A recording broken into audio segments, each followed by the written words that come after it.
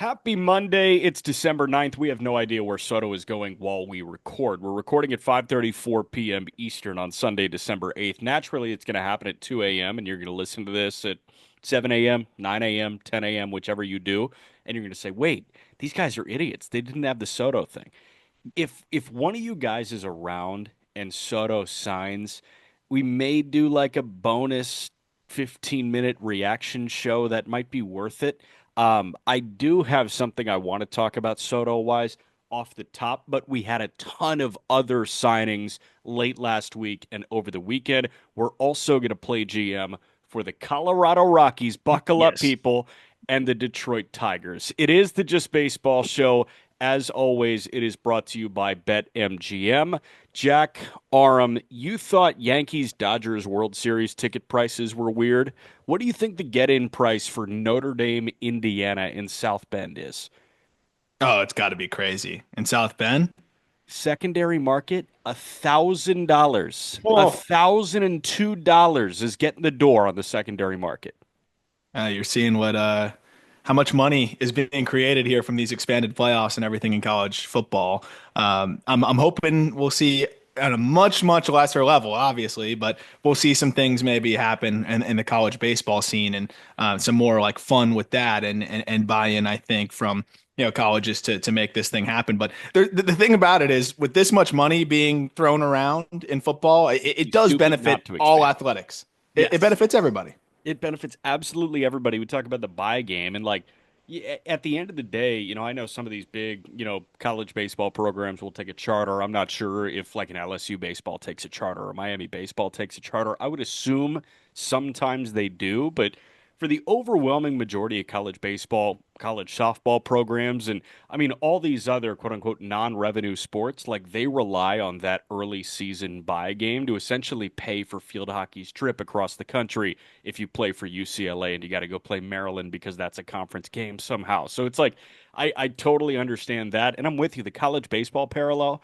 like there's something about that next level of being in line to host a regional and host a super regional. So this home on campus playoff game is awesome, and that is totally a cash cow. Speaking of cash cows, the number for Soto has gotten to a point where I deem it pretty uncomfortable if I was a baseball executive. And I know that I shouldn't feel bad about Steve Cohen's money and I shouldn't feel bad about the Yankees' money. But the report from Heyman over the weekend was the bidding war for Soto has gotten north of $700 million dollars, and it's into the 710, 730 range. We had a feeling that this was going to happen and push back where you see fit on this, but I think that there is one player in Major League Baseball that is worth $700 million dollars. I think it's Shohei Ohtani. And I think it's Shohei Ohtani not just because of what he does on the field. I think he's a $500 million player on the field. I think he's, maybe even a $600 million player on the field because he won an MVP as a designated hitter, and you know that he can be a Cy Young caliber pitcher. But the thing that pushed him to a level that I think nobody should even come freaking close to is the marketability of Otani. What does having the allure of this alien life form, this unicorn, this one of a kind athlete on your team do? And you essentially buy the marketing from an entire continent when you bring Shohei Otani in. Otani is so much more than Juan Soto. Juan Soto is just a really good baseball player. And I don't think a really good baseball player should be worth $700 million dollars. I think a transcendent superstar that goes beyond their sport and is the biggest thing in the sport by far could be worth 700, but not a good corner outfielder.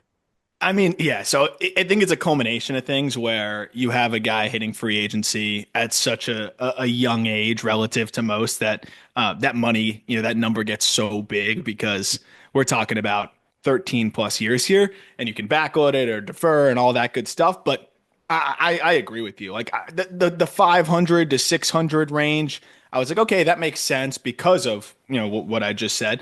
Yeah. But with Otani, even 700 was such a ridiculous number, but you can justify it by the fact that of course, the marketability, the Dodgers came out and said, or at least it was reported through other mediums that they were really actually somehow surprised at how much revenue the Shohei Ohtani experience generated for them, on top of the fact that he was as good as you could ever imagine as a hitter, and we haven't even really seen him pitch yet. With Soto, it's like this guy's going to be one of the best hitters in the game, Yeah. and some years probably the best hitter in the game for the next decade plus. You don't have an opportunity like that very often, and it's one of those bats that even if he's not playing the outfield at the end of it, seems like he's going to age quite well and be a good hitter for a long time. Yeah. I really do feel like this number just keeps going up because of the, and I know there's other teams in this, but and I understand that they're kind of along for it, and a couple are going to really like try to make a competitive offer as well.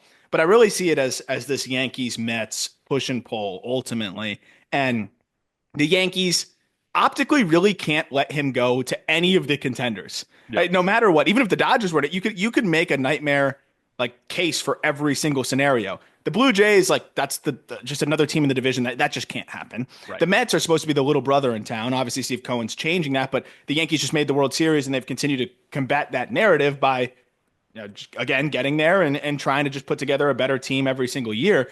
Yeah. The other side of it is you can't lose them to the Red Sox because, well, They're the obviously Red you can't Sox. lose them to Right. the Red Sox. So I think that part of it is just push the Yankees to bid higher and higher and higher. Obviously, Cohen, we have the situation of, well, he clearly wants to spend as much as possible. He doesn't want to lose out here. I believe that to a degree, but I think ultimately he's just going to push the Yankees as far as he reasonably wants to go. And once he can't justify and I think it's going to be hard for him to justify it beyond 730 or whatever it is. Yeah. And he's going to say, fine, take him, but you just paid 30%, 40% more than market value, and I'll go allocate that money elsewhere. Your hands are tied now, which is Yeah. fine. Like you got, a couple Got Hall your of Fame guys. talents, Yeah. but your hands are tied now. You better hope this works out. So I think it's almost like a win-win for Cohen. He either gets him or he pushed the Yankees to the absolute brink. That said, sounds like other teams are going to chime in with these offers as well. So they're following suit. But again, I really do believe that it was Yankees and Mets, squaring off that's really pushed this total up as quickly as ever. Yeah, I think those are excellent points. And the Yankees are essentially being pushed to a place where they're torpedoing their future plans. Like I don't know what they can do for the next 8 years in terms of money. If they bring on Soto and they have Judge at those figures, and you have Cole at his figure, and you have Rodon at his figure, like And Stanton still got several years left as well at his figure. it's overwhelming the amount of money that is being thrown at this guy. And I like your reference off the top because I don't know where AJ got this number, but do you remember the video of AJ Przinsky saying on Foul Territory, like, I was told that Shohei Ohtani made the Dodgers $120 million this year. I didn't And see that. all the follow-ups were like Scott Braun and Kratz asking on Foul Territory, who do great work. Um, they were asking like $120 million in what? Like in jersey sales and all that. And AJ was like, I don't know. All I heard is that he made them $120 million.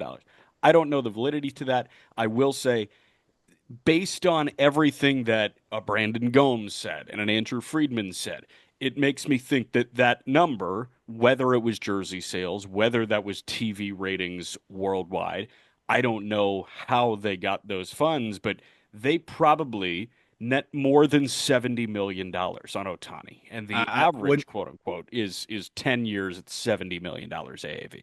wouldn't be surprising to me at all. I don't know if it was, could result in more playoff or excuse me, more games getting picked up on a national scale. Like there's so many different things as well. They probably could account for a lot of indirect funnels of revenue that you can still attribute partially to Shohei Ohtani. The one devil's advocate thing I will say with Juan Soto is he's not Shohei Ohtani, and he doesn't have that level of I think transcendent stardom in terms of Yeah. being able to sell jerseys and that. But he's still, I think, up there with just about anybody in the game. And I think if you lock this guy up for 10 plus years, which is what is going to happen no matter who he signs with. I mean, remember, Aaron Judge is not a spring chicken at this point anymore. He's probably got 5 more years of playing at an extremely high level, and I think that's somewhat generous. And then we'll see how long he plays beyond that. And whoever signs Juan Soto now has a perennial MVP candidate for the next decade. Yeah. That is going to be more and more valuable as he continues to chase milestones. Like you imagine when you sign Juan Soto, like you're signing a guy that is hopefully going to break records with you. That's Yep. hopefully going to usher you to these championships or at least situations like that. Usher other players in. Of course, you don't have that transcendent market value and all of that as well, but Yep. you do have a guy that could be threatening for records and doing special things that will ultimately, I think, make him very, very valuable beyond his production on the baseball field. But it is funny. Like I know he got nominated for a Gold Glove or whatever, Right. but like in this scenario, like you are paying $700 million for what Otani was this year, right? Like you're hoping he's going to be that Yeah. offensively, which I even think like this year that Otani It's a had little is lofty. it, Yeah. it is lofty, and the whole point of why Otani got 700 is because he's going to be throwing on the mound. So it is wild to me that it's all about the bat. You're going to pay this much money for a guy that's going to hit 4 or 5 times a game. Let's call him a league average defensive corner outfielder. I think that's generous, and yes, that's fine with me. Like that's kind of replacement level in the outfield, so you're not getting much value there. You're not getting much value on the base paths. Like this guy needs to give you so much value in his 5 plate appearances every single game, or 6, or whatever it may be. It is wild, but again, I'm not. I'm never going to say, "Oh, that's too much money from billionaire owner for player." But For I sure. mean, I man, will this is say this is though, crazy. if I had the opportunity to pay Juan Soto $730 million or pay 8 other guys a lot of money, if I'm sitting in a GM office, I'm doing the second thing 10 times out of 10. I agree with you, unless I was Brian Cashman in the Yankees. If I were the Yankees, I you optically cannot let it happen. Yeah. So that's the tough part. And that's why I think everyone's like very like happy to push them to the brink if they don't end up getting Soto. Right. That's I'm with you. I would not pay him that much money if I'm a general manager, unless again also if your Stern's like obviously you're being told by Steve Cohen it doesn't matter. We've got endless money. We'll keep making it work. We're going to clear up money when Nimmo and Marte and all these other guys come Yep. off the books. But I agree. Like, I would rather piece together a bunch of studs, over time and see what we can build, unless I am the Mets with endless money or the Yankees. I look at the Red Sox, it doesn't even make a ton of sense. Like, It they have doesn't. a trillion left-handed bats. I understand Soto's on a different level than everybody, but like, I would rather throw 400 at Vladdy in a year or whatever it may be, 300. I don't know what the number is going to be. Depends how he does this year. No, And then dude, throw still have 200 at Bregman and throw 300 at Vladdy and have like Devers DH, and that's awesome. yeah, like that's unreal. And you need a right-handed bat. So like that's the thing. I think sometimes you get a little caught up in like, okay, this is a once in a decade type of free agent, sure. But if Vladdy has another year like he had last year, he's also going to hit free agency at an extremely young age. And you can also give him a super long deal and feel very good about, I think, how that deal will age. I think the ups and downs are behind him. I think people are really, we're really forgetting how young Vladdy was and how high he set the bar for himself out of the gate. Like it is one of those things where I think it's turned into a little bit of a rat race, and Yeah. I think you almost have to look behind you and say, "Whoa!" It's like when you're in the ocean and you're just not paying attention and you're just drifting, drifting, drifting. Then you look back and you're like, "Whoa, my stuff's all I'm the way over right. there." I'm I really far. I feel like that's kind of where they're at. But again, not my problem. And I can't wait to see what the numbers are. And then all the reports of, oh, this team was so close. They tried this, this, and Uh-huh. this. Ultimately, if you're Soto, the difference between 700, 730, 740, if you're basing your decision on that, I think that's a little silly. I think ultimately it's going to be the best scenario and the best, situation. There should just be like a benchmark. Like you're not going to be considered unless you're over 700. If you're over 700, it's going to be Soto picking the best situation. And I still do think that it's New York for him. I really do. I ultimately think New York is the best spot for him. Which one? Oh, sorry. That's really funny. I Yeah. saw a tweet that said someone said like Jeff Passan should just say Soto to New York and then just disappear for 6 hours. Yeah, that would be Um, good. I wish I could attribute that. Whoever tweeted that was money. Um, but yeah, I think Yankees. I really do. I think Okay. it's the best scenario. It just seems like the best spot for him, given the things that he wants. And I understand the financial situation that we talked about, but like you got that core that's going to have a shot every year. And then when those guys are over the hill, Soto's still young, and they're going to have more money to play with on the back end too. So I think that's still the best spot in terms of protection. Judge provides something that, yeah, I just don't think any other team really has a guy that can provide that level of protection for him. They don't. They don't. They have the best hitter on the planet, I think, in Judge. Like I would view Judge in probably a higher regard than Shohei Ohtani. Like I It's think close. Yeah, it's right there. it's The playoffs are close. going to make people jaded. I can already see the YouTube comments like, "Oh, what are you talking about?" Whatever. But like, I mean, the regular season, it was Look at right the there. Judge numbers, man. Yeah. Like it's something we haven't seen since Bonds when he was a superhuman from '01 to '04. Like that's the Judge that we're talking about. 2 years ago, he breaks the clean home run record, and this year he has a better OPS than that. Like it's hard to fathom.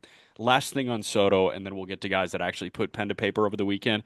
Um, I'm not trying to be edgy when I say this, but I think in under a year, if it's not the Mets, in under a year, we hear the team that signed Soto essentially cry poor and say, "Yeah, we're a little, our hands are a little tied They'll with say how we can't much." do anything else. Yeah. Yeah, we can't do anything else, and that's just gonna suck to hear because yeah, you can, but also like that's where the number is now. It's an Well, egregious amount of money. yeah. And I mean, I think you have to feel really good about if you add Juan Soto to the fold, that you only need a couple complementary pieces here or there to get to the promised land. I Yeah. think for the Red Sox, though, you can justify that through the farm system and what they're building, and that they still have some other, money that they could probably spend. They're probably the one example that wouldn't have to totally cry poor because of how much young and controllable talent they have. The Yeah. Mets, it's monopoly money, and also they do have a lot of money coming off the books in the next couple years. But and then Toronto, like they're owned by a corporation, and Yeah. they have not that much money committed in the next couple years as well. So, but if it's the Yankees, I 100% can already see it. Our hands are tied, and we didn't want to go this high, but we were pushed to the brink because we knew Yankees fans would not tolerate us losing Juan Soto. Like you can hear that already, Yes. and I'm looking forward to that from Steinbrenner. Yeah, same. Okay, let's get to guys that actually did sign. And the big one was Willy Adames going to the San Francisco Giants. This was a very nice payday for one of the more underappreciated players in Major League Baseball right now, I do firmly believe. When that guy got out of Tampa, it was hallelujah for Willy Adames. And Adames got a 7 year, $182 million contract from San Francisco. We thought San Francisco was going the Ha-Sung Kim route. I love that they got their guy at 182. Like Kim was always plan B, and we just assumed that San Francisco, after watching them year after year after year over the last, frankly, half decade, shoot for plan A, come short on plan A, and pivot to plan C, we just assumed that it was going to be a decent offseason for them if they got to plan B and not plan C. This is clearly plan A. And they got a star shortstop, and they have as exciting a left side of the infield as I think we have in Major League Baseball at this point. It's real fun. It's real fun, and I think the fun wrinkle in this too is that I think the Giants were almost too obvious where we were like we keep sending these top free agents to San Francisco and it just doesn't quite happen. Not for a matter of not trying, it just couldn't quite close the deal, right? They do it here, and I don't think it's like it's a lot of money, no doubt about it, but I don't think it's some outrageous overpay or anything like that. He's coming off a year where, if this was 2023 and he was hitting free agency after that year, so going into 2024, I'd have a little more pause in terms of how he fits into San Francisco. Yeah. Is the stadium going to, suppress some of that power? He kicked things into a different gear. I know it's a contract year and all that good stuff, but he hit the ball harder than really I think he ever has. And we saw that translate into I think a lot more home runs that would leave the yard in San Francisco. Remember, we talk about how hard it is to hit 30 home runs there. No one's done it since Bonds. You saw Matt Chapman get very close at this past year. But if you go by Baseball Savant and expected home runs by park, Adames would have had 31 there. And I know wind can play a factor off the water and things like that. Okay, subtract five. If he's in 26 bombs in San Francisco and playing above average defense at shortstop, like if he does that through the duration of the contract, you're going to be real happy with that. But I really do think that something clicked for him in terms of being able to tap into that power on another level. And we saw the results there. I mean, when he was barreling baseballs this time, it was a lot more at the optimal angle and a lot more no doubters. And it's all fields too, which I think actually will help him quite a bit. Like he leaves the yard from foul pole to foul pole. So this is a guy that I just think is going to be able to hit in pretty much any environment other than Tropicana, because I think that was a visual issue. Yeah. And he seemed to click with something this year in terms of being able to drive the ball in the air with more carry and more authority, really, than I think he ever has. And I know you can look at average exit velocity and things like that, Sure. but he popped a 112 for the first time since 2021. This year, his average launch angle was above 20 degrees for the first time in his career. And I think those are both things that are important because he's not going to compete for a batting title. Like I want this guy slugging, and that's what he did. So I think you got to feel really good about that. And again, even if it's closer to 27, 28 home runs in San Francisco, that'll play. No doubt. Willy Adames, his last four seasons, F-WARs of 3.1, 4.4, 3.3, and 4.8 this past year. Game totals 140, 139, 149, and 161. This is a great note from our social team at Just Baseball. Shortstops with 20 or more homers and 70 or more runs driven in each of the last four seasons. Willy Adames, that's it. I know that's health dependent with Corey Seager. And I know that, Lindor has been flirting with that, but Lindor is a little bit more of a table setter. Adames is that middle of the order guy that happens to play a good shortstop and can give you a 4 or 5 win season every single year. And you pair a 4.5 win season with a guy that can give you a 6 win season in Chapman. And San Francisco has like nothing to worry about on the infield. I think they're going to figure out first base. I don't know if it's Lamont Wade for a couple year extension.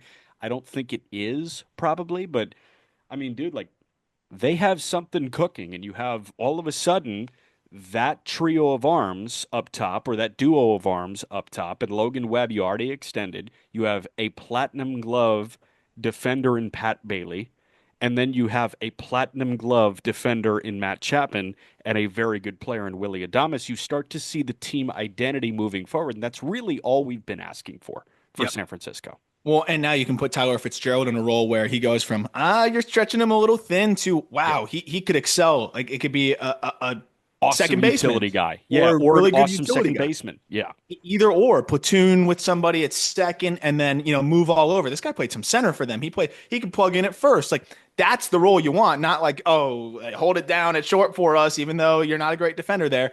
I love Fitzgerald in that Yeah. role. So this is a really big signing for them because I think it starts to open up some more things.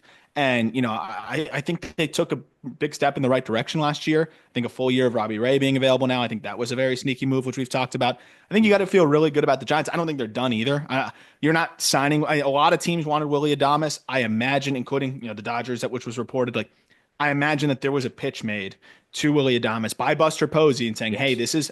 I'm at the helm now. We are going to be aggressive. You're not just going to sign here and rot. We brought Chapman back.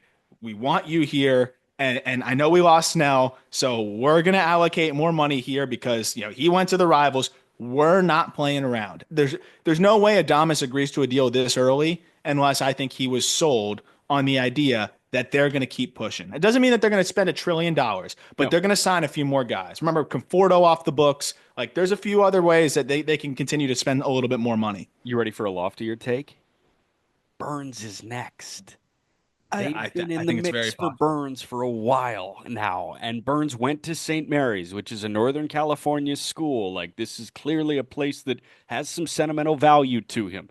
I think that fit makes a lot of sense. And all of a sudden, you have that left side of the infield, you have your catcher of the future, and you have Webb and Burns at the top of a rotation, and you have Ryan Walker closing out games. And I had to mention Ryan Walker. You're welcome, Peyton. Not Camilla Duvall. Not Doval. Doval's a Cub by now. Yeah, But Ryan Walker closing out games, the Rogers twins there. And dude, like it becomes more intriguing, flat out. it's fantastic for baseball too, where you got a serious Giants team to go with the Dodgers and the Padres, who ain't going anywhere either. Yep. A couple more. Two from Baltimore over the weekend. Tyler O'Neill, 3 year, $49.5 million deal with the Baltimore Orioles. That includes what a player option after year one, I think. So he can Mhm. opt into the final 2 years of this if he does underperform in 2025. With those stipulations, I thought this was a home run signing by Baltimore. Literally a home run signing because they've got a guy with an adjusted left field wall now who can spell some of these lefty bats in the outfield. I mean, absolutely. In terms of, so when we did the playing GM episode, Yeah. that was the number one need. I went Randall Grichuk because I didn't think that they would spend as much money, Right. but here they are spending, more money here and was what, 49 and a half to 49 go and a get him. half. I mean, that's a lot of money. My concern is I think, I think there's going to be a lot less of a use of him against righties. I know that he's signing with and there when you pay somebody that much money, the Yeah. intention is for him to play every day. I'm really concerned about how he's going to perform against righties. This guy had a 686 OPS against righties with a 35% strikeout rate. His chase rate drops, or I should say just jumps by 8% when he's facing righties versus lefties. His 90th percentile exit velocity versus left-handed pitching is 110 versus Oh, right-handed pitching is 106, which is still plus, but like yeah, but like talking about. that's drastic. And So I'm 110 is all world. that's why I went, yeah, that would literally put him up there with like Vladdy, and I mean it's like one of the best hitters in the game in terms of power. So I mean, maybe the Orioles, who have been very good with hitting development, things like that, like maybe identify something that could be very simple with swing decisions or mechanics or whatever to help him right on right.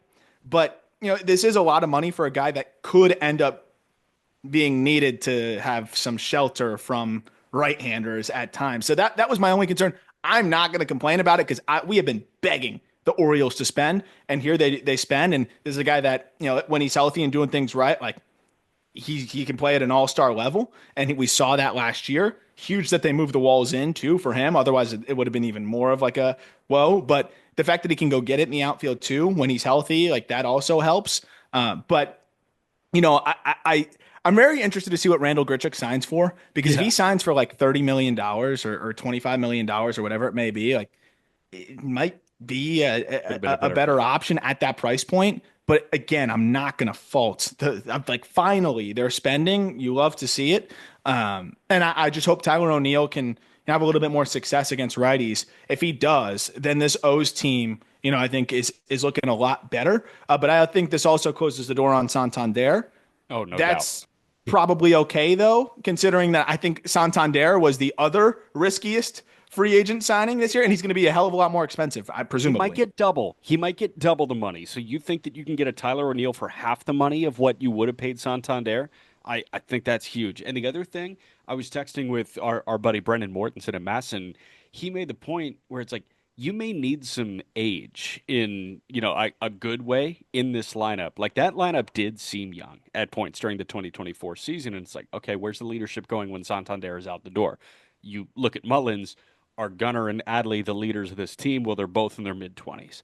Like it is kind of nice to add a guy that's been around and been on a couple teams and seen different clubhouse environments and putting him in there, especially if you do not bring back James McCann. Yeah. And again, the next signing means that McCann is not coming back. I also think it means something for a guy that was on the team in 2024 that is still under control. Before we get to that second signing by Baltimore, our first break. That second signing by Baltimore was Gary Sanchez on a 1 year deal. Heyman said 1 year, $8.5 million.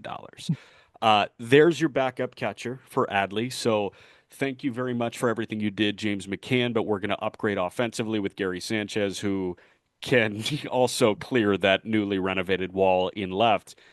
I think this means that Ryan Mountcastle is gone. If you add O'Neill and Gary to the fold, you're paying these guys combined, what, $18 million, $24 million. I'm trying to do the math off the dome. I think it's 24, $25 million. You have righty bats. O'Neill has the expectation that he's going to play more than a short side platoon player. Gary Sanchez probably has the expectation at $8.5 million that he's going to play more than a backup catcher should. Mhm. Let's clear out some of that righty DH role and move Mountcastle. Mountcastle is valuable. He can get you a bullpen arm and give that DH spot to a combination of Tyler O'Neill and Gary Sanchez. Yeah, I agree, and I also think with where this system is kind of at, where it's been such a strength, and I know Mike Elias takes so much pride in that system. That this is an opportunity you can cash in on Mountcastle. And get a couple solid prospects to bolster up that system, or go with the bullpen arm. But I'd imagine they'd probably replenish with a couple prospects.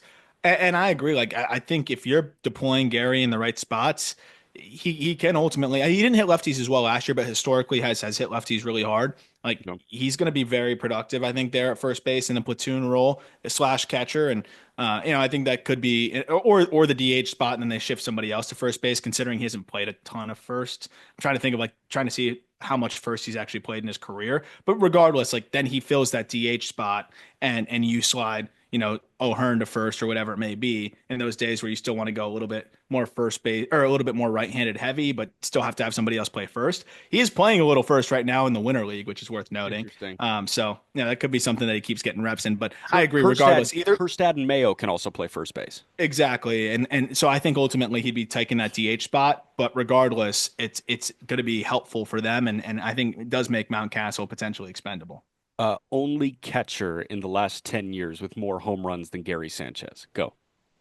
Only catcher in the last 10 years with Gary more home Sanchez has hit 184 home runs in the last decade. There's one guy ahead of him at 229. 229 in the last decade. Yeah. Huh. Yeah, Active? yeah, you're going to kick yourself. Salvador Perez? Sal Perez. Yeah. Yeah, it was too easy, but like sometimes you overlook that guy. But yeah, it is kind of crazy to think that catchers are the most homers over the last decade in Major League Baseball. Salvador Perez, Gary And now Sanchez, Gary. Yeah. now El Gary as well. How about the Mets signing Clay Holmes to a 3-year, $38 million deal? This ain't a setup, man. This is a starting pitcher, and I know that you have a lot of thoughts on that. Yeah, I think it's worth a shot, especially at that price point. It's like 12.66 million AAV. So worst case, if it doesn't work as a starter, you put him back into the setup role, and that's still not a bad deal over 3 years. But what I really like about the taking a shot at him as a starter, which several other teams were very interested in doing, is that the Arsenal, I think, is conducive to success that way. I think when you look at what he does on the mound, it's not really what you would expect of a closer, right? It's Right. heavy sink, and it's really unique sink from a high release point, given that he's 6'4", 6'5". The amount of vert he's able to kill from that release point is quite rare, because naturally when you're even a sinker, when you're releasing from that high, it's really hard to get the induced vertical break below 5 inches, and he does. Then he gets 14 or so inches of horizontal. So it's just a ridiculous ground ball pitch, and that's why he was second among all pitchers in with minimum of 60 innings, second among all pitchers in ground ball rate. I Wow. think he was only behind Tim Hill. But what's crazy about that is, like, you have that pitch that, of course, can help him keep pitch counts down, all that good stuff, and makes sense to want that as a starter. It also is I think explanatory of why he had some bad luck, and that could result in I think more blown saves. I think execution was a big part of it. A lot of times he was missing with those sinkers up, and guys would sneak a single or a double into the gap. The difference is you miss up with the sinker as a starter, and the guy sneaks one into the gap. If they bring a run around, okay, that's one run. You can lock back in, make pitches, and go 4, 5, 6 innings and have a good start. But that's why I didn't like that arsenal in a high leverage reliever's role, because when he's not executing the sinker, boom, single or double in the gap. Yeah. And then that run comes around because ground ball to second base. Okay, now he moves to third, fly ball, you blew a save, everyone hates you. But if you are a starter, okay, you gave up one run, limit the damage, and turn in some more zeros and battle. And I think he can do that because the sinker, I think over a larger sample, will still prevail and be effective. And then he has two breaking balls here, both really slider variations that are really conducive to success against hitters from both sides of the plate. What's interesting is, his one slider is labeled a sweeper. And I guess you could say it's a sweeper. Traditionally, or just not even traditionally, just if you look at the numbers, sweepers perform way better. It's one of the more dramatic splits of any pitch against same-handed hitters. Right on right sweepers, left on left sweepers, like those pitches are going to be really good. Except against opposite-handed hitters, they don't perform nearly as well, just because it's the horizontal action, not a lot of vertical depth. His is not a true sweeper. It's not 13 inches of horizontal and 0 inches of vertical. It's a sweeping curveball, if anything, which means it's getting 14 inches of horizontal, but he's also getting 6, 7 inches of vertical. So you have this like kind of almost two plane depth where it's the perfect back leg pitch for lefties, and Yeah. it's going to dive below barrels.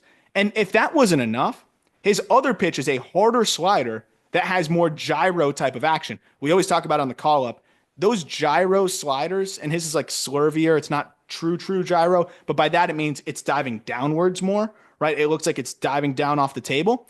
Those pitches are always going to be good against lefties and righties because it's just that straight down action. So a lot of pitchers who can't quite find a changeup, they'll be able to offset platoon splits with a gyro slider. So he has that too. Both of those pitches pretty much put up similar splits against lefties and righties. So when you have both of those as an out pitch that are both effective against lefties and righties, I feel like that's going to work well on top of the sinker that gets him weak contact. And he does have a changeup that he used to throw that he can reintroduce as just like a change of pace. And he has a four seamer that used to get bludgeoned, but if that's a fourth or fifth pitch that he occasionally changes eye level with, this Yep. guy has a well-rounded arsenal, two breaking balls that are good against hitters from both sides of the plate, a ground ball inducing pitch. I could just see him being that, that guy that just cruises through 5, 6 innings because of the ability to get ground balls and things like that. And we saw it with Jordan Hicks this year. And the difference is, I think it's easier for Holmes with two different wipeout breaking balls than what Hicks had to do a lot of the time, where it was, sinker and then split. And okay, well, how else do I get guys to swing and miss? Yeah, I'm totally with you on the arsenal. I think the low hanging fruit is workload. How's he going to transition to a starter's workload? What does a starter's workload look like when you can be this heavily protected in 2025? I don't know.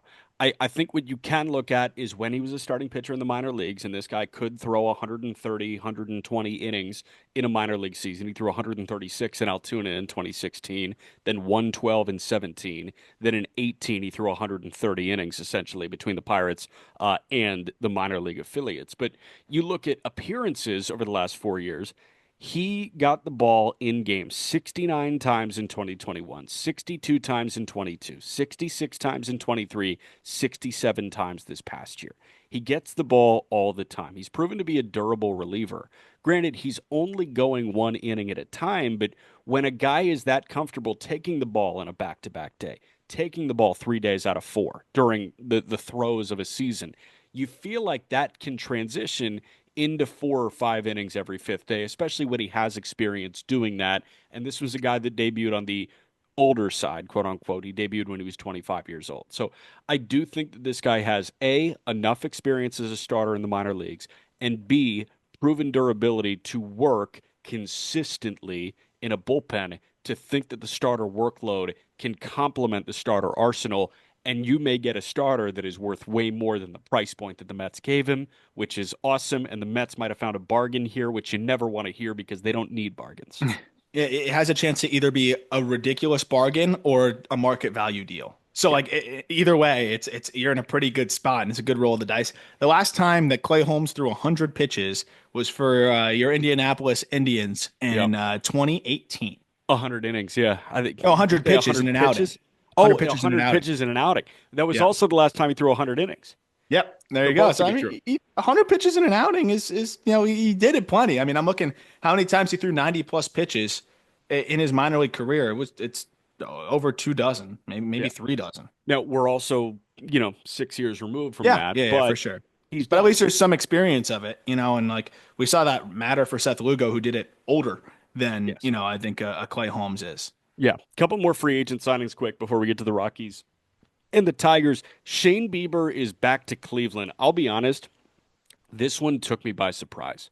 It's a 2 year deal, I think. It's $10 million in 2025, a $16 million player option in 2026 that comes with a $4 million buyout. So it's essentially a 2 year, $26 million deal to return to the Cleveland Guardians. I love it. Like, it took me by surprise because I didn't think it was going to happen. I think Cleveland is the type of organization that would look at that and say, oh, you're not going to pitch for us for the front half of this year. Why would we pay you money we don't have to spend? We're not going to do it. Thank you for your time. We'll see if you can succeed elsewhere. What I love is they found a guy that like clearly would like to be a Cleveland Guardian for a while, and they're like, we're going to pay you through the injury. It feels very similar to what Milwaukee did with Brandon Woodruff last Yep. year. And don't forget that Woodruff is coming back this year for the Brewers, and he will throw for them in 2025. Bieber being a Guardian feels right, and I'm really glad that he's getting this kind of deal with the team that he came up with. Yeah, I don't have much to add other than like this is what it always should have been, right? He should be with them. I think, there's a clear value that he brings beyond, what he does on the mound. But in terms of just the transactional aspect of it, you're not going to get a pitcher with much more upside on a somewhat of a prove it deal, right? That he's getting here. And even before he went down, he was still proving to be very effective at 91 to 92 his Dude, final he was outing. the best pitcher in baseball for the first three turns. He was Yeah, disgusting. he was unreal. So, and even in spring training, just dominant. So, I think from that lens, like this guy's going to be good if it comes back throwing 91. So you feel good about the floor of the deal, but remember the ceiling is a guy that can be one of the best pitchers in the game. So I love it for Cleveland, and I'm glad Shane Bieber, ultimately got what he wanted, and in terms of being able to stay where he's comfortable and where he's been and where he's had some of his best days as a baseball player. I know you're about to get into the numbers, but two starts this year to open the year before going down with a torn UCL. 2-0, 12 innings, 10 hits, no runs, 20 Ks, and one walk. Like I'm telling you, he was the best pitcher in baseball two turns through in 2024. But really exciting stuff. Another one, Danny Jansen to Tampa on a 1 year, $8.5 million deal. I think was there an add-on as well? No, yeah, mutual option for 2026. We know that that'll be a 1 year deal essentially, and it's one for 8.5. They have a catcher, and I know that we've talked about that. Like, is it Alex Jackson? Is it Christian Bethancourt? Is it Francisco Mejia? Is it Mike Zunino? Now they have an answer, and it's Jansen. Is he a good one? I don't Yeah, know. we'll Remains see. to be seen. He's been good in the past. Yeah, Definitely struggled last year, and I think the Rays probably feel like they got a buy low opportunity here because they never invest at catcher ever. We see ever. that, and they spent a little bit of money here, and I think it was because they feel like he can be closer to what he has been in the past, right? He's 29 years old. For whatever reason, was a lost year. It was a lost year for a lot of guys in Toronto, and then he got traded to a new ball club, and that's also a new thing to handle, especially for a catcher when you got to learn the staff and like hitting's going to come secondary there as well. So, you can chalk it up to a lost year. A lot of the peripherals still look decent though. The contact rates are well above average. He doesn't chase. I think there's a lot of reason to believe he can be better. Also, a lot of familiarity with the AL East as well, which is important for the guy that's going to be calling a lot of these pitches, right? And doing those things For behind the sure. plate. He's always been with Toronto and he's with the Red Sox. A lot of familiarity there. I think there's going to be plenty of value that he brings beyond the box score as a catcher there. So glad to see the Rays actually invest into a catcher a little bit here. Yeah, like is it investing? It's a 1 year deal for 8.5. Like That's investing for the Tampa Bay Rays. for them and based on their recent history of the catching position, yeah, it is. So I won't be unfair there. So those are the guys that signed over the weekend. Again, it's 6:17 p.m. Eastern on Sunday, and Juan Soto hasn't signed yet, so don't kill us because we haven't talked about the Soto news just yet. What we are going to do is something more interesting. We're going to play GM for the Colorado Rockies. Let's turn October into a reality in 2027 or so. We're going Hmm. to do it for 2025. I'll give you the pitch right now. Their final payroll in 2024 was $147 million. Their 2025 opening day estimate is $121 million. Transactions so far. Charlie Blackmon and Daniel Bard hit free agency. Cal Quantrill and Brendan Rodgers were non-tendered. They signed Jacob Stallings and Kyle Farmer to 1 year deals, and they signed Austin Nola to a minor league deal. Before we get any further than that, do you think they viewed this as an opportunity to sign the two least athletic catchers in Major League Baseball within a month? Stallings and Nola together Yeah. Yeah, that's is actually. like you combine their 40 times, it might be over 20 seconds. Yeah, I mean Stallings, man. He had a great year. You had a great Um, year. he was good for them, but also, I think it says a little bit about how they're feeling about Drew Romo, who had a really disappointing year and seemed to Yeah. struggle mightily at the big league level, even just being able to throw the ball back at times. So some mental hurdles there. So hopefully he gets himself right, but take some pressure off of him. And the Rockies. it makes sense now that they didn't trade Stallings if the intention was to always bring him back. So I get that side of it. I think Nola might end up not even, cracking the roster anyways. Yeah. But they're trying to do some things, I think. I do think they're going to spend a little bit because they non-tendered a couple guys that, you'd think that in the past they would tender contracts to, like a Brendan Rodgers and the Cal Quantrill, like you said. I think you could justify tendering a contract to them. I know they were expensive, but you look at it and you're like, well, who else do you have? You don't want to rush Amador back up again. I think they've been kind of clear that they don't plan on just thrusting him back into the fold. And on the pitching side, you can always use an arm, but for whatever reason, they felt like Quantrill, was better off just not being with them. He did I have a think it much shakier second half. I think So it got to a weird price point. Like it it got was to a it point was of no high. return. It was Yeah. high. Quantrill was higher than you would expect, and Brendan Rodgers was higher than you would Which expect just because he was on the field all the time. 100%.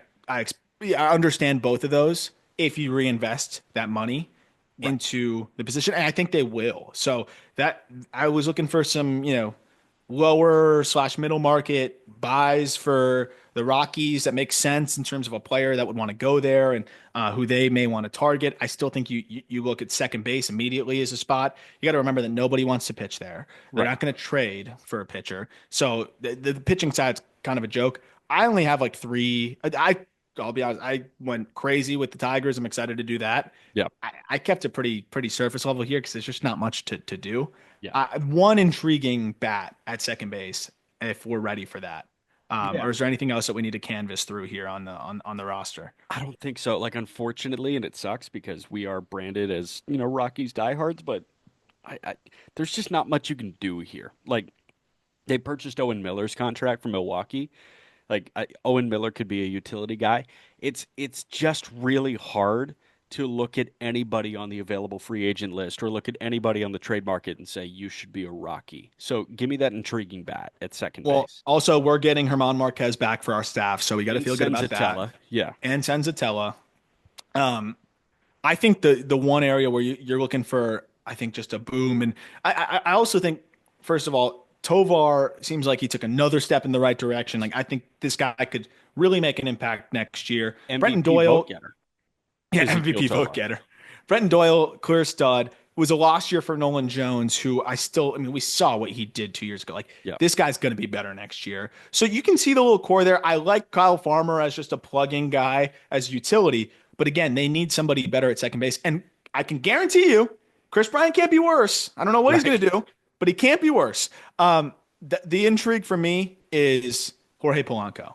I think for Polanco, he's kind of out of chances after this year. I think there's still some teams that would want to give it one more try, especially considering the fact that his bounce back opportunity was in a place where no one on planet Earth can hit. So that does help his case a little bit. But how about what better way to reclaim your status as a power hitting middle infielder and really try to extend your career here and not head in the other direction than getting an opportunity in Colorado. And on the Colorado side, I mean, this is a guy that if it does click for him, now you can start to look at that lineup and say, hey, like we got some mashers. Like Michael Toglia even hit 25 home runs last year. So you have a list of hitters at the top here where Tovar can hit you 25 plus, McMahon hit 20, Doyle hit 23, Toglia hit 25, and Jorge Polanco could hit 30 there if he's Yeah. healthy and everything goes right. Of course, he could also stink it up, but Nolan Jones could also hit you 20. I understand it's Colorado, but that's what you need out there. Yeah. I think 2 years, $20 million dollars or whatever it is, $24 million. Dollars, why not? And if you wonder, like, well, Yeah. wouldn't Polanco want to go somewhere better? I don't know if he gets a better opportunity than that with more clear runway.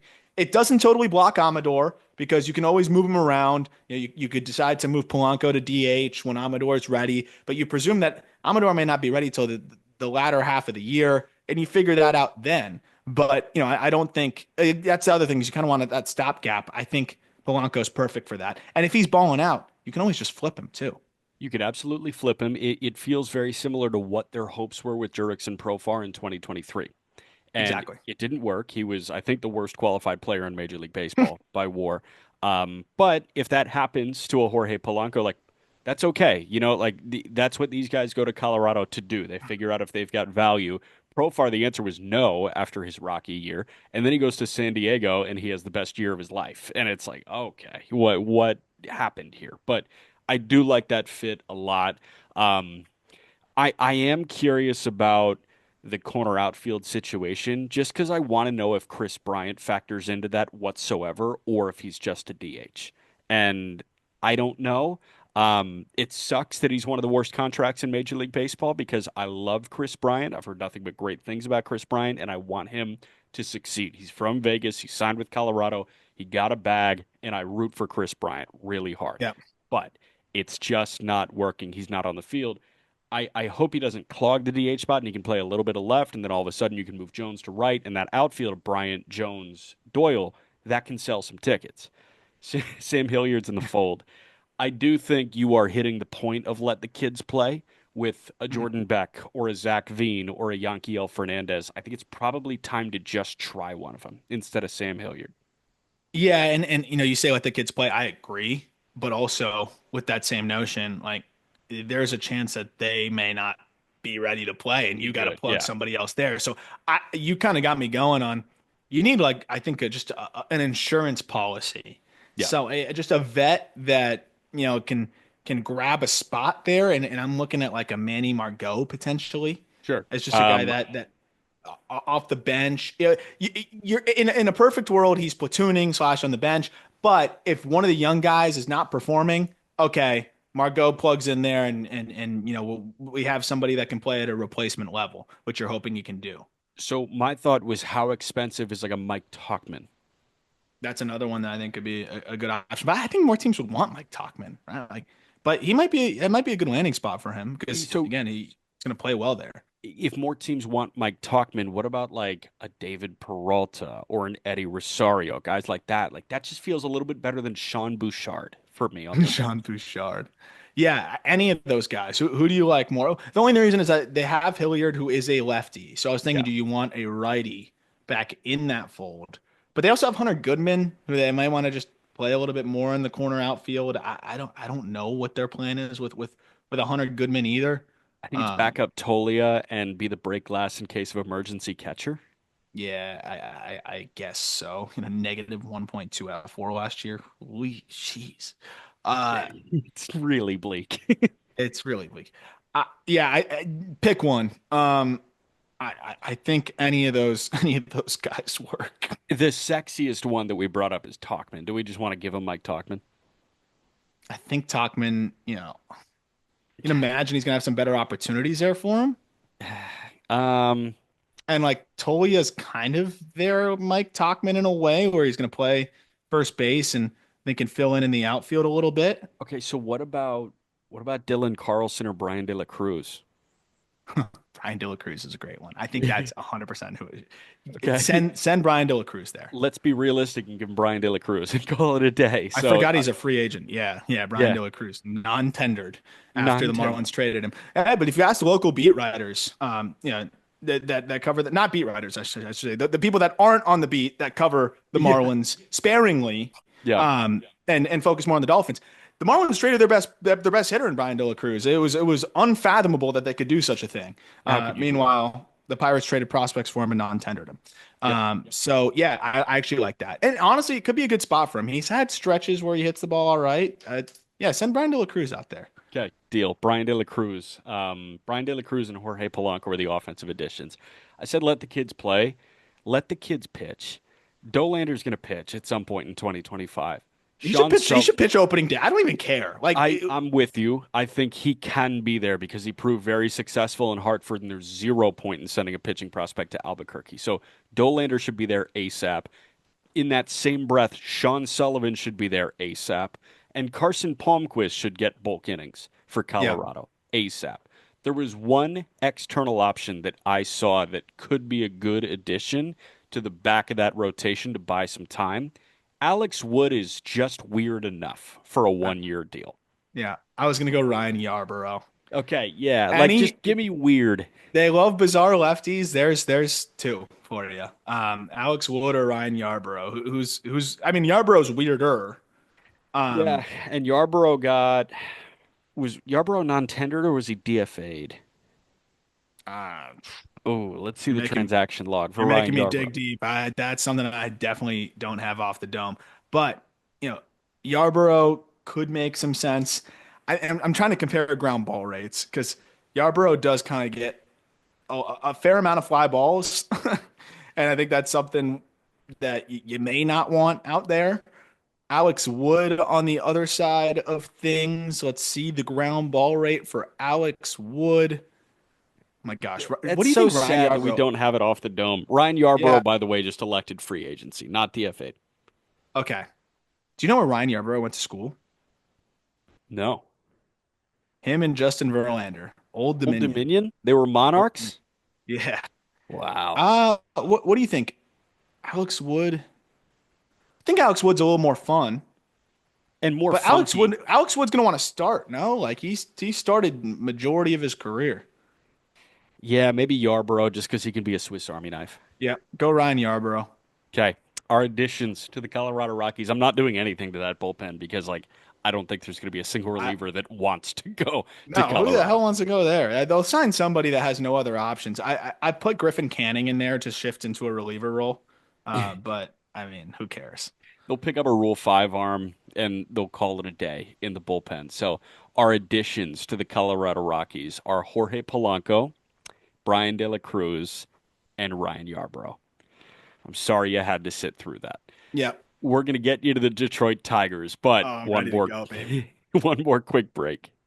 Here's the word on the Detroit Tigers. The Tigers obviously got into the postseason at the very last moment. They did it with chaos, and they did it with AJ Hinch pressing all the right buttons in that pitching staff, and the offense was just good enough to back up that bullpen.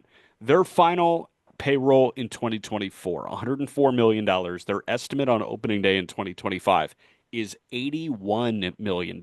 They got very, very young and controllable. The note before we get any further is that they still owe Javier Baez 3 years and $73 million. So the overarching question in all of this, and I want to revisit it at the end, is when do they deem that roster spot too precious to waste on Javier Baez? Which sucks that we've gotten to that point. It should be right now. As soon as you add guys and look at a roster crunch, like it really just comes down to that. Like I think the second that it comes down to hey, useful, could be useful bullpen arm or Javier Baez. Like we're gonna create the roster spot via DFAing Javier Baez. So Yeah, or some of the guys that get pinched out to AAA, like I'm looking at their roster resource, dude, and I see like Justin Henry Malloy is slated to be in Toledo again. That shouldn't happen no, over Javi Baez. no, and I don't think it will. Like it Yeah, just doesn't make any sense. So I think that's something we'll see for sure. I think relatively soon.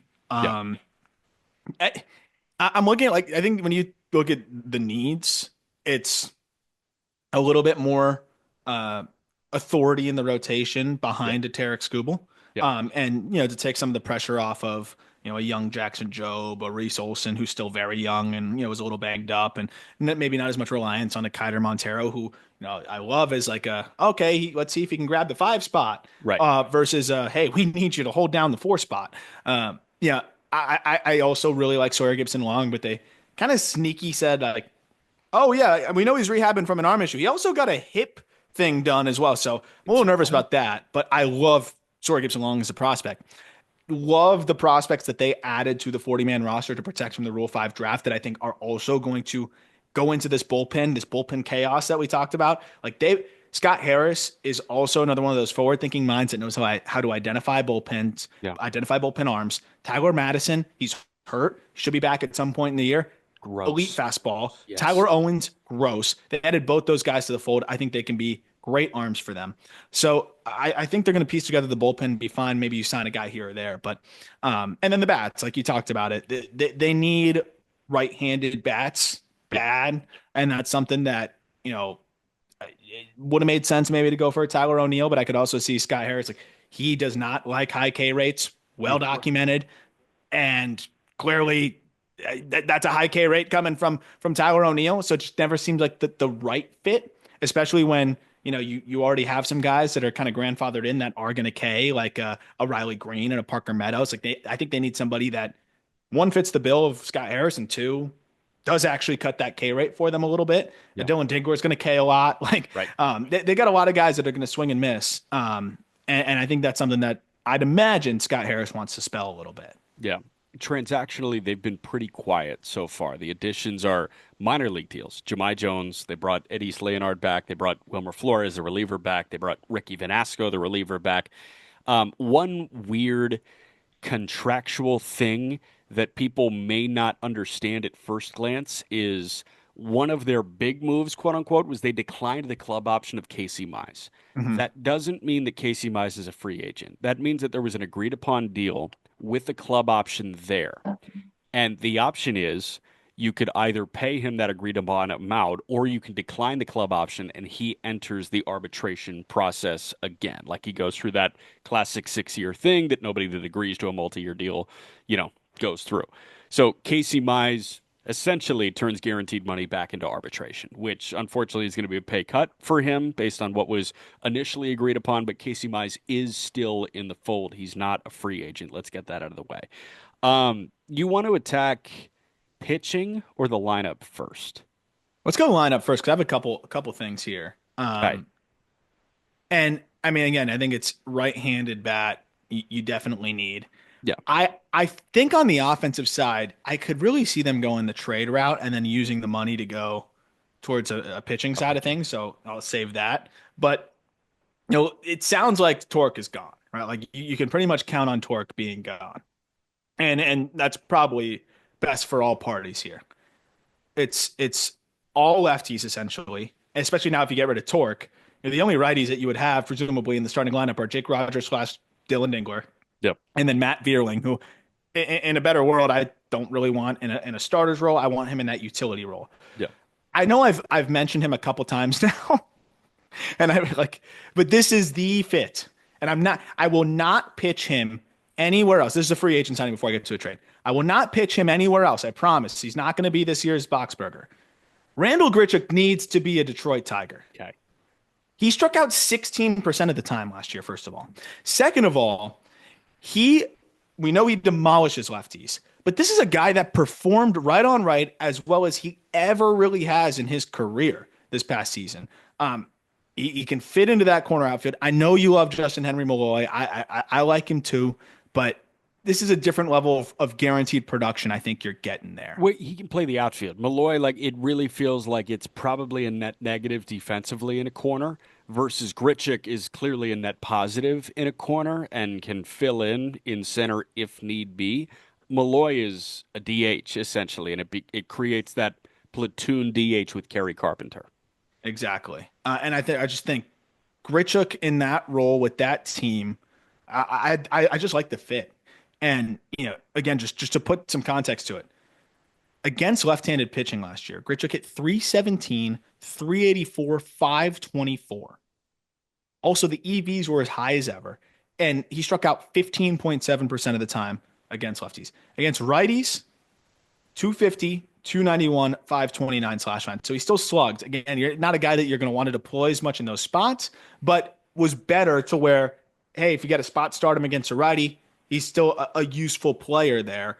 I just think that is exactly what they need, and he's a guy that will, in the aggregate, like lower their strikeout rate as a ball club. So I think just when you're looking at the bench, right at this point, it's Zach McKinstry who's another lefty, Andy Ibanez. I just don't really get that situation there. I think you got to upgrade that, and I think going to allowing Vierling to then drop down into that bench and putting in, a Grichuk oftentimes against lefties and then, against righties. I think Vierling, I got to look at the splits for Vierling, but I'm pretty sure you're once you're starting him, like it's just, you want the defensive versatility. Yeah. He's kind of a guy that's going to put together I'm looking at it right now. Against lefties, 722 OPS. Against righties, 717.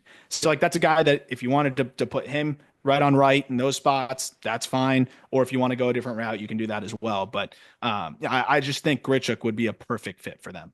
Yeah, I'm totally with you. I think Grichuk is the perfect fit for them. I would call this guy a fallback option, but they might contractually be the same price. Grichuk and Austin Hayes, who is non-tendered by Philly. Hayes had a really bad year, obviously hampered by injury issues, and I think there was like a weird kidney thing along Yeah, with there's like a yeah, some hamstring. yeah. it was just bad. Like it was just a wash year for Hayes in 2024. But this was a guy that was flirting with, two and a half wins and a 110 WRC plus in 22 and 23 with Baltimore.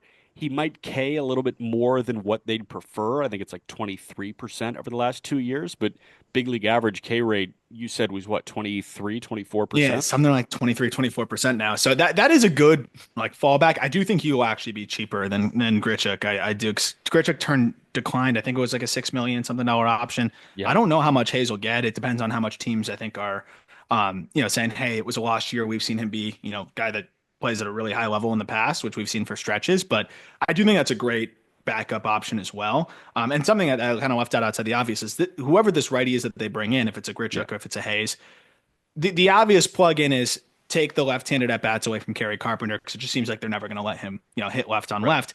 And then if for whatever reason it's a game where they do want Kerry to hit left on left, then those are the games where he can, whoever is added can take those ABs from Veerling as well.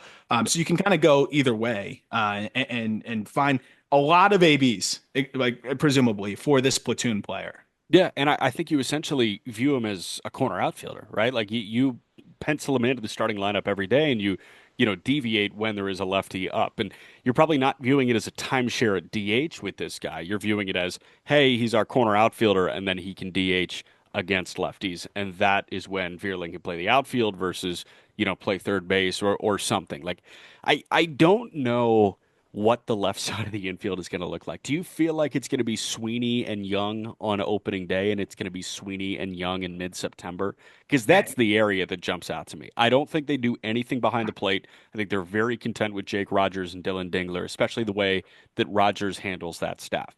They clearly aren't going to do anything at second base. Colt Keith is their guy there. First base is going to change. But my question mark here is short and third. Yeah. Well, and that's another thing here where you can also slide Veerling to third. Yeah. And then, if you have an outfielder playing there every single day, and that would be your right-handed heavy lineup then, right? Where it's a timeshare. Maybe the platoon actually shifts towards third base. And even though Grichuk has those not dramatic splits, it was less dramatic than ever, but has those splits in his career, he's still been solid enough against righties of late.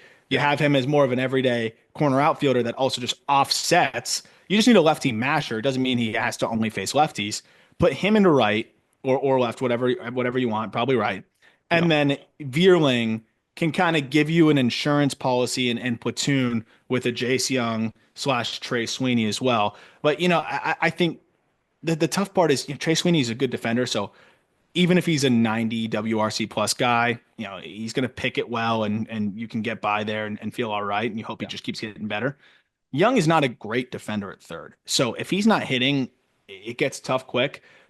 That's why I think the fact that they have Veerling helps there. So Yeah. they might just roll with that. I think they've so much invested, obviously, into Javier Baez. They might just wait, want to see what they have with the Trey Sweeney, know that they have Veerling as the insurance policy to Jace Young, they can also platoon and keep Young away from lefties and make it work that way. I don't know if they do a ton on the left side yet until I think they have a little bit more clarity. And I just don't know if there's much out there for them to be able to make a significant move. You could talk about Ha-Sung Kim and things like that, but I feel like they haven't been tied at all to him. And it doesn't totally make sense when I think they probably feel decent with what they've got in Trey Sweeney. I think he was overperforming a little bit out of the gate, but again, he picks it really well. He's going to run into some home runs, and that might be enough for them to roll into next year with him. I also think it's hard to convince ownership, hey, we flubbed on the last shortstop. At least it wasn't Scott Harris, it was Alavila. Like, hey, old regime flubbed on the last shortstop, so we're going to pay another shortstop while you're still paying the old shortstop. Like, that's a really hard pitch to That's an a owner. really tough pitch. Yeah. So I don't think they do it. I think if they add externally, as crazy as it sounds, Tim Anderson on a minor league deal, like, why not? And that can be a platoon shortstop with Trey Sweeney and see if he can reclaim any of that value against lefties. Like that just feels like such a low risk signing on a minor league deal. Yeah, that's exactly what like a low risk, shortstop bounce back candidate, something like that on a minor league deal or something along those lines could make some sense. McKinstry also is a good insurance policy, is a guy Yep. that played 48 games for them at shortstop. You don't love him, but he's a guy that's proven to be able to pick it at a lot of different positions. And if Trey Sweeney is really looking overmatched at points, at least you can plug in a McKinstry, and then maybe at that point in the middle of the season, this team's really good. You like where you're at. You go make a trade for a shortstop and try to make something happen. Yeah. How do you get Torque off the roster? Okay. Well, I want to get to that in a second because well, actually, no. Well, let's because there's an explanation for the Torque trade, Okay. which ties in on the pitching side. Okay. But So, but let's guide me let's where go you want Torque to go. first because I have the first baseman that I want to add to replace Torque. But Okay. Torque to the Pirates for a comp B pick. The Pirates have a comp B pick, and this is going to all tie together. Okay. Is that fair? Is that about market value? This guy hit 30 home runs at one I point. have no idea what market value is for Spencer Torkelson. I have no idea because he hit 30 homers in 2023 and he spent 60 games in Toledo in 2024. I don't know. Yeah. So I did my research. I wanted to see who has compensation picks because you can trade compensation Yeah. picks, of course. Yeah. The Pirates do, and they've got that comp B pick, which I'd imagine that would slide in at like roughly Comp B where? is after the second round, if I'm not Yeah, I mistaken. believe so. I'll find So where it was in 2024. 20, yeah. So the reason why I think that makes a lot of sense that not a lot of bats that are really in that pirate system. The arms I think are a little bit too valuable. A lot of them to trade for a Torque at the top, and then maybe they could trade like a flyer arm or something like that. But I don't really think that the Tigers really want that. And again, I think Scott Harris very much values the draft capital, and for a signing that I'm going to make for them, they would be giving up a compensation pick. So this is the way to recoup that compensation pick. It wouldn't be the same. You'd be giving up a comp A pick essentially, Yeah. but you would at least recoup some of that draft pool money by acquiring this comp B pick from the Pirates. Comp B was 120 or 62 through 67 overall.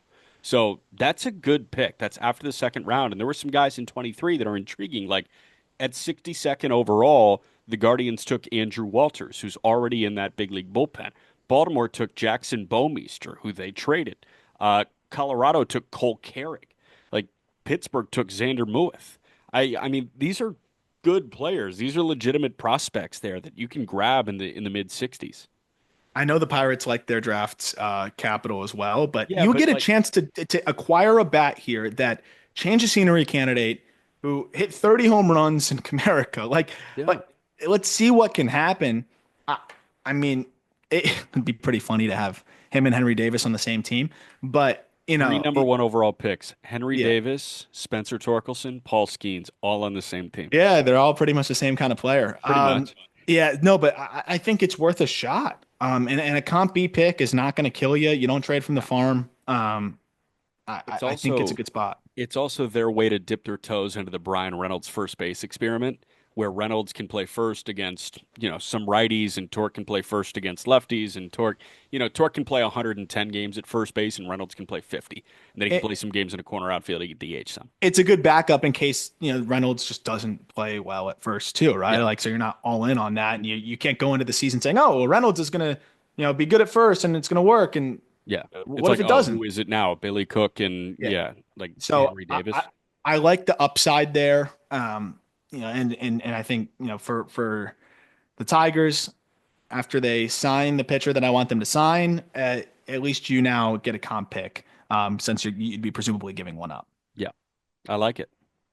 So the trade, you need a first baseman now. How does Yandy Diaz sound? Sounds pretty good. I think he's gone. I really do. It just feels like it, especially when you look at the roster situation for the Rays. He's going to get a little bit more expensive this year. He does still come with several years of control, but he's not cheap. I don't think like some of the smaller middle market teams, they're not going to give up prospects and pay in arbitration. By the final year of ARB, Yandy's not going to be cheap at all. So I think this is a spot where Tigers want to spend some money. They instead of spending a ton position player wise, you go out and make a trade. You're fine taking on $8, $10 million, whatever it's going to be, and then you allocate the big money to the rotation. I was struggling to figure out Yandy Diaz's value, and Rays fans, you can tell me if you think this is kind of a underpay over, or it's definitely not an overpay, but Real quick, the contract structure on Diaz because he signed an arbitration extension. It was 3 for 24. So Diaz avoided ARB 2 with a $6 million deal in 23. Then he made $8 million last year to avoid ARB 3. This would have been his first year on the open market. He's 33 years old. He's going to make $10 million, and then you have a club option at $12 million in 2026. So you essentially sign up for 1 year 10 and a club option at 12. yeah, and there's no buyout. That's Wow. crazy. That's crazy. So, I mean, I think it makes a lot of sense. Honestly, cheaper than I thought though. So more teams could be suitors there. But I think he had another really good right-handed bat. I know that it wasn't the best year ever for Yandy Diaz, but I don't think he's fully declining or anything like that. No. I know he's 33. I'm just not buying that he just hit some sort of wall. He still produced a 120 WRC plus. He still was a productive hitter overall. The one concern I would have is that the defense is started to take a hit at first base, and you probably want Carey DHing more. So that is something to monitor, but it's not like he's a total liability at first base. And again, I just think it was not. I just think the year got away from him a little bit. This guy is year removed from a 330, 410, 522 slash line, a 163 WRC plus. I just don't see that totally just disappearing the next year. It's a little bit of a risk, but I don't. For that reason, I actually think the price is not going to be that crazy. If teams were lining up to acquire Yandy Diaz, he would have been traded already, I Yeah. think. And now I think there's a lot of teams with interest, but ultimately not a lot of teams that are willing to give up a crazy amount for a 33-year-old first baseman who you do still have to pay, $22 million if you pick up the option. So it's a great spot to be, but again, he's not free. To your point, I think a guy that was dangled that much at last year's deadline and didn't move inherently depletes your value because it's like, Hmm. hey, you're available. We talked about that. Availability automatically docks your value. People Yep. want things that they cannot have, and you could clearly acquire Yandy Diaz if you wanted to at last year's trade deadline, and now you have this opportunity in the offseason. It's not like Yandy Diaz all of a sudden reclaimed that and he's untouchable and you got to pay a steep price. He's still as available as he was, if not more available than what he was at the 24 deadline. No doubt. And a couple just batted ball markers, for Tigers fans that might be like, I don't know. He's on the downturn. It's the He ball hawk. produced he produced the highest max exit velocity of his career last year. So Damn. I think just something else was off with him. And he could have been affected by the trop all of a sudden. Who knows? But he hit a ball 117.4 last year. He had never hit a ball harder than 114.5 prior to that, which, by the way, came the year before when he went nuts. His average exit velocity was 92.2 miles per hour, which is still zero point 0.4 miles per hour higher than his career average. And I mean, the expected stats, I think, pointed towards some better numbers overall. It just didn't totally happen for him. If you look at a lot of the important batted ball markers, like his bat speed was still way up there. The chase rate's always going to be super low for him. And another guy that does not K. 15% strikeout rate. He's 14% whiff rate. I just think it's a fantastic fit and a guy that I think would be invigorated and really kick it back into another gear. Yeah, I think that's a perfect fit, and I don't think he would cost much. Give me like your idea because they have a lot of guys that could essentially be big league fillers. Like Mhm. Detroit is going to pinch out in some form or fashion a couple of Justin Henry Malloy, Wenzel Perez, Andy Ibanez. And then you have all these guys hanging out in AAA right now. You got some of them hanging out in AA as well. Like there are some intriguing arms as well. Yep. Yep. I think Ty Madden would be a great fit. Um, and maybe the Tigers don't want to move him. I think the Tigers are okay with moving him at this point because he's Absolutely. not going to really be able to pitch in the role where they want him. And we saw him with some success out of the pen. This is a guy that has a really good feel to spin it. And it just feels like the classic arm. Fastball hasn't quite been working as well as they wanted, but it's shown Yeah. flashes. The slider has been good for him through flashes. Like you could grab that arsenal, super talented arm, really smart pitcher as well. Yeah. And I think he would very much. be a target where the Rays are like, hey, we stick you in the bullpen, or hey, we use you as an opener, or even as a rotation insurance policy, and feel really good about where they can unlock him. I think it could be an opportunity. Tell me if this is too much. Could be an opportunity to cash in on Josue Briseño, who is a great player. I really like him. But remember, this is a guy that is a candidate to move off of the catching position. They already have Tyron Lorenzo. They already have Dylan Dingler, who I actually think they have in their plans now at the big league position there. Yeah. It's another left. They have so many left-handed bats. And Briseño is coming off of an Arizona Fall League where he lit it up in front of all of the different scouts. Major batted ball markers that people like, but there's also a guy that has not put together a full season yet that has been impressive. He had 2 home runs in low A this past year, and he barely played because he had a knee issue. So he's a chance to move to first. And then I also put in Hao-Yu Lee, another guy that they do not need another positionless infield, bat over everything type of No. player. I don't know if that's too much. It's you're getting 2 years of control here. It might be a little, I don't know. Maybe it's, but again, like Ty Madden's not the most valuable pitcher anymore, man. Like he got racked in AAA. Yeah, he got Uh, killed. I think like a fair package. If anything, it might be a little light because again, it depends on where people value Hao-Yu Lee and Briseño. But I think again, it's an opportunity to cash in on Briseño, who's still kind of far off. And you have Bryce Rayner now as a left-handed bat who you obviously value a lot more. You have Kevin McGonigal, you have Max Clark, you have so much in that system offensively. I don't think you're sweating a Briseño at this point. I don't think so. I think Briseño, that he's the perfect guy to sell high on. Like And I this, know Tigers fans are going to be like, no, that's the point. That's what everyone feels right now. Cash in. You had a great yeah. Arizona Fall League. If I He had a had dollar for every time people shifted their perspective on a player in the Arizona Fall League, and then it doesn't end up, meeting those expectations, I would be a very wealthy man. The thing is, Briseño is very good. He's very like he's a good hitter, good prospect. But again, good chance he moves off to first base. Then he has to mash, and we haven't seen him hit above the low A level. I think this is a great time to cash in. absolutely. I want to play the game here. I'm pulling up the Fall League OPS leaders by year, and I'm just going to bring up some names that killed in the Arizona Fall League, and you tell me if this is a guy that used the Arizona Fall League to become a legitimate prospect and a piece of a big league future. So this year it was Josue Briseño. In 2023, the OPS Oh, don't tell leaders, me it was Jacob Marcy. Jacob Marcy, who was Got traded. traded. Yep. James Triantos is there, but Triantos is a little different, more of that, like actual prospect for the Cubs. But I think he's going to get traded by the Cubs as well. I think he's the one to Exactly. move because he's surplus at this point. In 2022, the OPS leaders, Edouard Julien, who I understand is a big piece of what Minnesota wants to do, but Will Wagner, who, by the way, just got Traded. traded. Another guy that was up there, Tyler Hardman, who, like, Hardman's not going to factor in. Nelson Velasquez in 2021 was the OPS leader. Traded. Traded. Like, it's crazy, man. So, yes, Briseño is the guy to move. I think Madden and Briseño is the right 1-2 punch to start. Um, how you lead. My thing is the Tigers farm system drops off a cliff after guys like Briseño and Lee.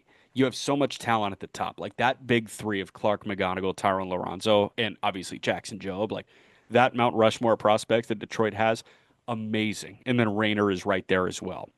But after that Briseño, how you Lee clump, who's next? Max Anderson? Like it's crazy. Like somebody that you haven't seen yet. So you probably do have to fork over how you Lee instead of somebody that's unproven because the gap between It Lee it and it somebody dips. else is steep. It dips quick, and that's kind of why I went that route. I'm like, I'm going to trade Fran Yerber Montilla. I I don't mean, know. Like, are you trading Justice Bigby after a not good AAA season? there's Like, there, no. I don't think there's anyone else that's really going to get them going, and also hit like meets a lot of the batted ball markers that I think ultimately the Rays would like. Right. You don't want to trade a Jaden Ham, who I think is one of probably Ham's the probably second, in tier two with Rayner. and he's probably their best pitching prospect once Job graduates. I Yeah, mean, him and Melton probably. yeah. So like, maybe they want another arm and they go Melton instead. But I think How You Lee Makes a lot of sense. Um, that's my the mock package. Then remember, you're gonna have Brandon Lau coming off. I think he's gonna be a Hmm. free agent in a year or two. Like it's just another infield option for them moving forward. Yeah, and they might just trade Lau as well because they picked up that club option, but Yeah. it's kind of steep, so they could move him. So I like that. All right, Yandy Diaz is added to the fold. Torque is in Pittsburgh for a comp pick. Who you signing? Okay. Well, first, got to move one arm, and I want to replace the upper level minors. Just depth infield second base. So we're trading Casey Mize to the Angels for for Kyron Paris. Yeah. Does that not just sound like you could see it? Could you not? The Angels would love to take another former top prospect. You know that. They're collecting them like infinity stones in the Salt Lake Beast. But might as well be a guy that could be. This is a team that saw Kyle Hendricks as a rotation option. I'm sure that they would see Casey Mize as a rotation option as well. And Abilo, oh, he was a number one overall pick first. Um, I don't know if they'd move Paris. Paris had a putrid year, but he's a bounce back candidate. You swap here, you get a guy that now plugs in as some upper minors depth at second base, and you get rid of Casey. They need to end this. They went to arbitration over like $100,000. Yeah. I don't think that they jive very well here. The Tigers and Casey Mize, give them a new opportunity somewhere else, and I think the Angels would love another former top name. Because again, I think that's how Perry Manassian builds his teams. He looks at the 2017, 2018 Baseball America Top 100 prospects. There's another one that's going to be signing with the AAA ball club pretty soon. Yeah. Yeah, we'll have that one on Twitter. You can keep an eye out for that one.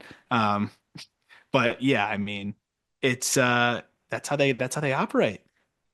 For the sake of actually inducing vomit from me from a trade, let's do it. Casey Mize for Kyron Paris. That's Okay. disgusting. It's so twisted that your brain went there. I mean, I thought that fits. I thought that fits quite nice. God, And gross. then Okay.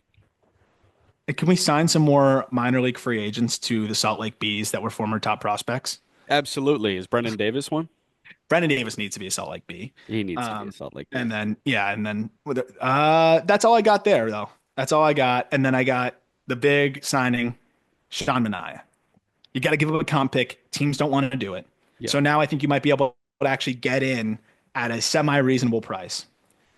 You recoup the comp B pick by trading Spencer Torkelson, Yeah. and you put Sean Manaea next to Tarek Skubal. That those are two lefties that are disgusting and difficult in different ways, which I love. And then you've got Job from the right side, Reese Olson from the right side. That opens up, I think, just a whole world of opportunities and discomfort. If you're an opponent, the opportunities also obviously being, on the Tiger side, like I just think two disgusting lefties in different ways paired with the top pitching prospect in the game, Yeah. and a rotation that has some depth now as well. You still, even though you trade Mize, Sawyer Gibson Long, you hope comes back healthy. Like they've got other guys. I think this would be one of the more exciting young teams, and I think Manaea is a perfect fit. I know people have talked about Flaherty coming back. I think you captured that magic there. I Yeah. don't know if it happens again. I think Walker would be an awesome fit there, and personally, I would love to see him go to Detroit because it's a perfect spot for him to just dominate and then go get that mega deal. Yeah. But this is a spot where you can get a guy that is going to be the second piece right away to a Tarek's good one. I think it's really important to have that bona fide number two that then makes your rotation real scary.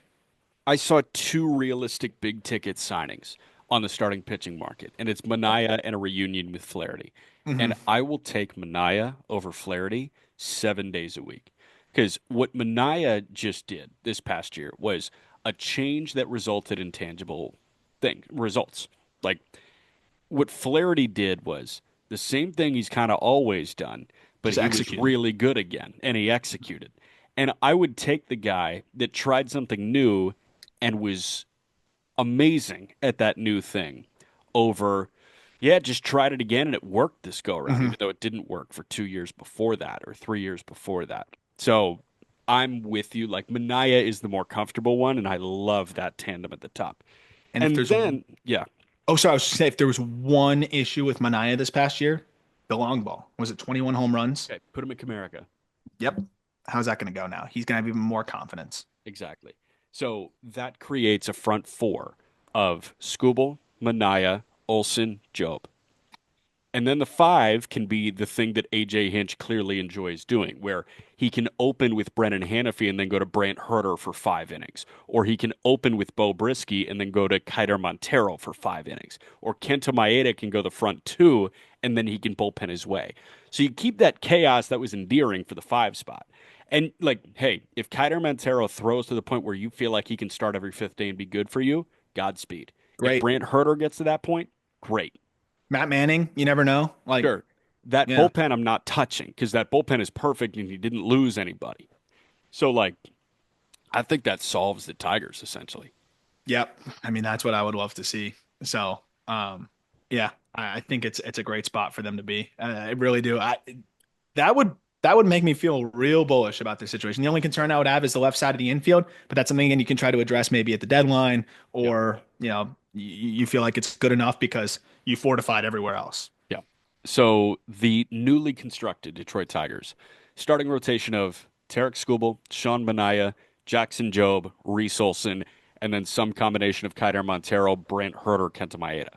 The bullpen, Jason Foley, Tyler Holton, Bo Brisky, Will Vest, Sean Gunther, Brennan Hanafy, Kenta Maeda. Tyler Madison as well, some of those other guys that they just added to the 40. Catching tandem is still Jake Rogers and Dylan Dingler. First base, Yandy Diaz. Second base, Colt Keith. Shortstop, Trey Sweeney. Third base, combination of Matt Vierling and Jace Young. The four outfielders that you'll be turning to, Riley Green, Parker Meadows, Randall Grichuk, and Matt Vierling. Kerry Carpenter is the DH. That seems nasty. Sounds like an 85 win team. And you 80 barely touched the farm, and you didn't spend more than $100 million. I mean, I don't know touching exactly what Manial costs, but I think with the comp pick and everything, I don't know how much it's going to be, but I don't think it's going to be that much more than 100 if it is. no.